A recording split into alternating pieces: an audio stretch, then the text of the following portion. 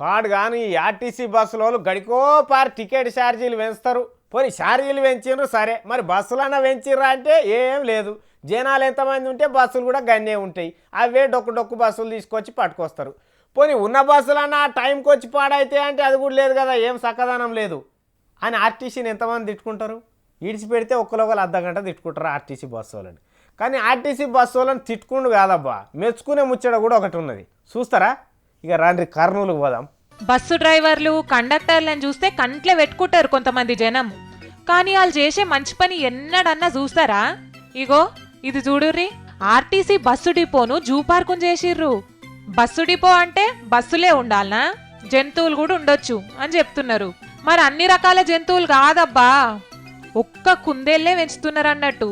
మరి ఈ కుందేళ్లు కూడా ఎందుకు పెంచుతున్నారంటే బస్సు డ్రైవర్లు కండక్టర్లు పనిచేసి బాగా అలసిపోతుంటారు కదా, వాళ్ళకు వీటిని చూడంగానే పానం చల్లబడుతుందుకట. అంతేనా సారు? ये अपना ड्राइवर बोले, कंडक्टर, मैकेनिक्स, इन लोगों को एक बहुत बढ़िया साइकोलॉजिकल रिलीफ देता है. 2 मिनट अगर इसके सामने खड़ा भी होता है, उसका जितना भी मेंटल स्ट्रेस रहता है वो कम हो जाता है. It is one kind of stress management. అబ్బా ఎంత మంచిగున్న చూడుండ్రి, ముద్దుగా కుందేళ్లను పెంచుకొని బాధలు మర్చిపోతున్నారు బస్సులు నడిపేటోళ్ళు. ఇక ఐతారం సెలవు దినం ఉన్నప్పుడు ఆ డ్రైవర్లు కండక్టర్లు ఇళ్లలుండే ఆడోళ్ళు పిల్లలు జల్లలు అందరూ జూ పార్కు పోయినట్టు ఈడికే వస్తారంట. మంచిగా ఆడుకొని పోతారంట.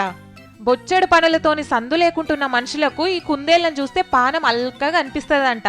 ఇక వీటికి రోజు తిండి పెట్టి అవిటి పెంట అంతా ఎత్తిపోసి ఏ కష్టం రాకుండా చూసుకుంటున్నారంట ఆ డిపోలు ఉన్న వాళ్ళందరూ. కానీ మంచిగా ఉన్నది కదా కుందేళ్ల పెంపకము. అయితే ఇది కర్నూలు జిల్లాలో పెట్టిర్రు గాని ఇట్లనే రాష్ట్రం అంతా పెడితే బాగుండు కదా. ఇంకొక ముచ్చట ఏందంటే, ఇక ఈడంటే పెట్టిర్రు ఏం కాదు గాని ఊర్ల పొంటి పెంచుకున్నారా అంటే ఉట్టిదే అవుతుంది. షికారి గాని కంట్లో పడితే నిమిషంలో మాయం చేస్తారు కుందేళ్లను. జీవరాశులను చంపుడు చాలా తప్పు. కానీ మీరు కూడా పెంచుకొని చూడు రబ్బా, ఎంత మంచిగా అనిపిస్తుందో.